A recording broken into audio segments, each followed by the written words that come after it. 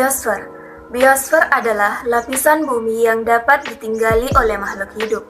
Biosfer menempati tingkatan tertinggi dalam struktur organisasi kehidupan.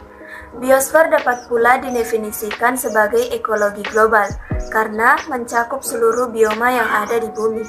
Bioma yaitu kumpulan ekosistem pada area geografis tertentu. Bioma dapat dibedakan menjadi dua kelompok besar, yaitu bioma darat dan bioma perairan. Bioma darat dibedakan berdasarkan iklim dan vegetasi yang dominan. Ada 8 jenis bioma darat di bumi, yaitu hutan tropis, gurun, sabana, kapral, padang rumput subtropis, hutan konifer, hutan subtropis berdaun lebar, dan tundra. Sedangkan bioma perairan yaitu danau, lahan basah, sungai, estuari, dan laut. Biosfer merupakan lapisan bumi yang dapat dihuni atau ditinggali oleh makhluk hidup untuk melangsungkan hidupnya. Lapisan ini berupa daratan, perairan, dan udara yang memungkinkan adanya kehidupan dan proses biotik berlangsung. Biosfer menjadi tempat sistem ekologi global yang menyatukan semua makhluk hidup, termasuk hubungan interaksi yang meliputi unsur litosfer, hidrosfer, atmosfer, dan antrosfer. Keempat lapisan tersebut saling berkaitan satu sama lain, akan tetapi biosfer lebih fokus kepada tempat tinggal makhluk hidup, seperti flora, fauna yang bertempat di darat atau di perairan. Biosfer dibagi menjadi 3 jenis lapisan sebagai berikut. Yang pertama, atmosfer. Atmosfer adalah lapisan bumi yang paling atas. Atmosfer berfungsi untuk melindungi bumi dari benda-benda luar angkasa yang berukuran besar. Lapisan atmosfer atau juga dikenal dengan lapisan ozon, yakni lapisan yang berperan penting dalam melindungi kehidupan makhluk bumi. Yang kedua, litosfer. Litosfer adalah lapisan bumi sebelum atmosfer. Litosfer tersusun atas bebatuan yang ada di dalam biosfer dengan ciri-ciri yang berbeda sesuai dengan tingkat kedalamannya. Contoh litosfer adalah susunan letusan gunung berapi atau magma yang terbentuk akibat letusan gunung berapi. Yang ketiga, hidrosfer.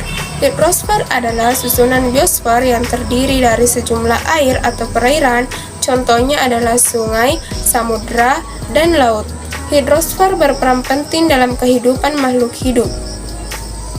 Hampir 70% mayoritas makhluk hidup di bumi hidup dengan lingkungan hidrosfer.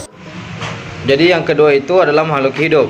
Makhluk hidup adalah struktur biologis yang merespon perubahan lingkungan atau dalam entitas tersendiri.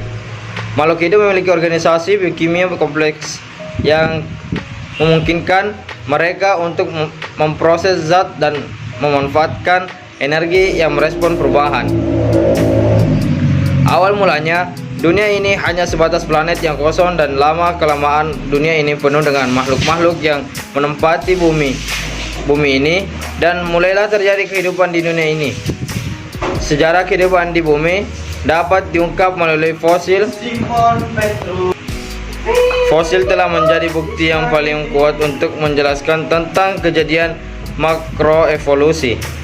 Makroevolusi merupakan perubahan dalam skala besar di atas tingkatan spesies yang berlangsung dalam jangka waktu yang sangat lama.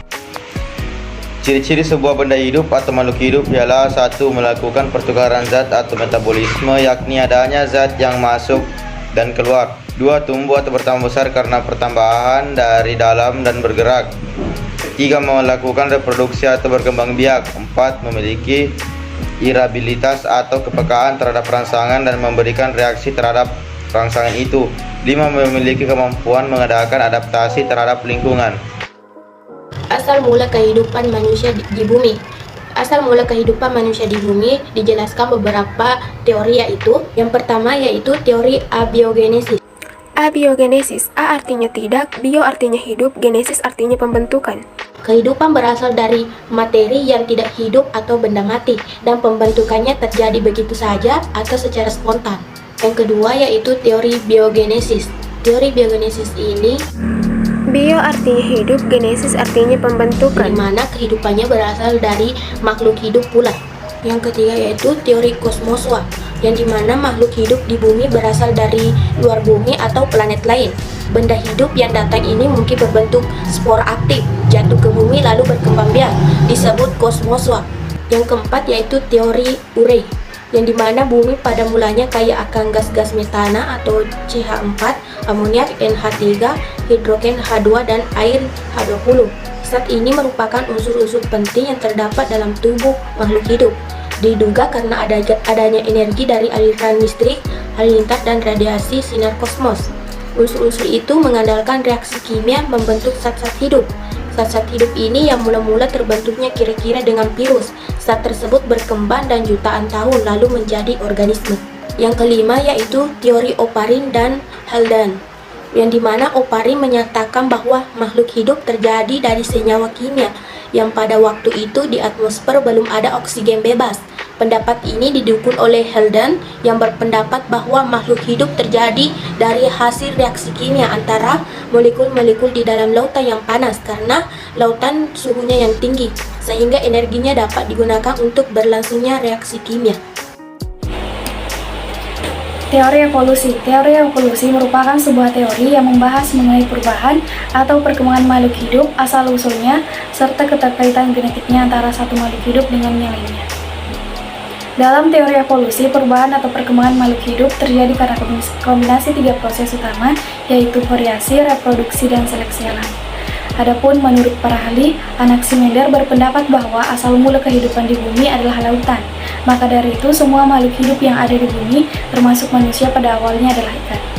Kemudian George Louis Lasler percaya bahwa bumi sudah berusia sangat tua, lebih dari 7.000 tahun. Oleh karena itu, ia berpendapat bahwa makhluk hidup sudah ada dan berkembang selama masa usia bumi berdasarkan pergerakan migrasinya. Yang ketiga, Jean-Baptiste Lamarck, dia menganggap bahwa bagian tubuh yang terus-menerus dipakai makhluk hidup dalam menghadapi lingkungan tertentu akan menjadi lebih besar dan lebih kuat dibandingkan anggota tubuh yang jarang digunakan. Sementara anggota tubuh yang jarang digunakan akan mengalami kemunduran. Dan yang terakhir yaitu Charles Robert Darwin berpendapat bahwa evolusi terjadi melalui proses seleksi alam. Hanya makhluk hidup yang dapat menyesuaikan diri dengan alam yang dapat bertahan hidup. Tahap perkembangan teori evolusi dibedakan menjadi tiga, yaitu A. Masa pra-Darwin, B. Masa Darwin, dan C. Masa pasca Darwin. A. Masa pra-Darwin. Masa ini dibagi menjadi dua, yaitu masa fiksisme dan masa adaptasi dan transformasi. B. Masa Darwin. Masa ini juga dibagi menjadi dua bagian, yaitu masa seleksi alam dan masa teori genetika. Dan C. Masa pasca Darwin. Pada masa ini masyarakat ilmiah lebih komunikatif dibandingkan pada masa sebelumnya, sehingga para ahli bisa melihat keterkaitan antara ilmu satu dengan ilmu yang lainnya. Biografi kehidupan. Di dalam bumi ini terdapat bermacam jenis makhluk hidup yang berbeda-beda. Namun, terkadang kita melihat adanya kesamaan antara makhluk hidup pada suatu wilayah dengan wilayah lain. Hal ini dikarenakan adanya faktor penyebaran makhluk hidup. Ada dua faktor penyebaran makhluk hidup. Yang pertama, faktor biotik yang terdiri dari dua jenis. Yang pertama yaitu aktivitas manusia. Aktivitas manusia sangatlah berpengaruh terhadap penyebaran makhluk hidup. Contohnya, apabila kita menebang pohon, maka flora pun lama-kelamaan akan habis. Dengan habisnya flora, maka tidak ada lagi makanan untuk para fauna, dan para fauna pun mencari wilayah di mana masih terdapat bahan makanan untuk mereka. Yang kedua, flora dan fauna. Hewan memiliki peranan terhadap tumbuhan, contohnya membantu dalam proses penyerbukan. Hal ini biasanya dilakukan oleh lebah, kupu-kupu, dan lain-lain. Selain hewan, tumbuhan pun juga berperan dalam menyuburkan tanah. Tanah yang subur memungkinkan terjadinya perkembangan kehidupan tumbuh-tumbuhan, serta dapat memengaruhi kehidupan faunanya. B. Faktor abiotik. Yang pertama, iklim. Faktor iklim, suhu, kelembapan udara, angin, dan lain-lain juga sangat berpengaruh terhadap penyebaran makhluk hidup. Faktor suhu dan kelembapan sangat berpengaruh bagi perkembangan fisik tumbuhan, sedangkan matahari sangat berperan dalam proses fotosintesis. Yang kedua, keadaan tanah. Perbedaan jenis tanah mulai dari tekstur hingga zat mineral yang terkandung di dalamnya dapat mempengaruhi berbagai jenis tanaman yang tumbuh. Yang ketiga, air.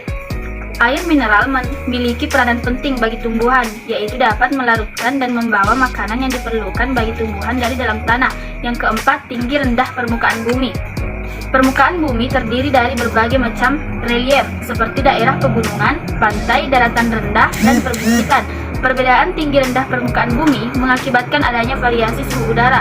Variasi suhu udara tersebutlah yang mempengaruhi keanekaragaman tumbuhan. Semakin tinggi suatu daerah, semakin dingin suhu udara di daerah tersebut, dan begitu pula sebaliknya. Pembagian wilayah berdasarkan iklim dibedakan menjadi 3, yaitu daerah tropis, daerah subtropis, dan daerah kutub. Pembagian wilayah untuk penyebaran binatang. Menurut Alfred Russel Wallace, penyebaran hewan di bumi dapat dikelompokkan menjadi 6 daerah, yaitu 1. Wilayah Etiopian.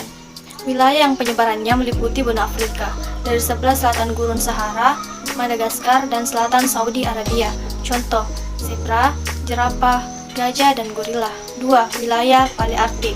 Wilayah persebarannya meliputi hampir seluruh benua Eropa, Uni Soviet, daerah dekat Kutub Utara, sampai pegunungan Himalaya, Kepulauan Inggris di Eropa Barat sampai Jepang, Selat Bering di pantai Pasifik, dan benua Afrika paling utara. Contoh, beruang Eropa, bison, dan rusa kutub. 3.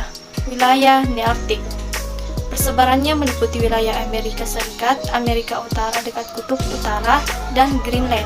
Contoh, hewan pengerat besar seperti berang-berang. 4.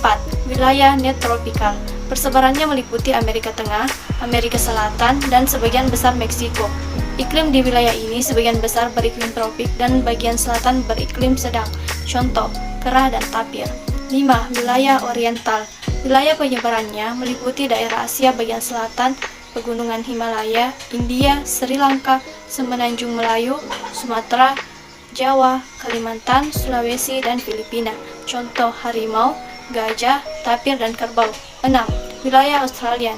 Wilayah ini mencakup Australia, Selandia Baru, Irian, Maluku, pulau-pulau di sekitarnya, dan kepulauan di Samudra Pasifik. Contoh, hewan yang berkantung seperti kanguru.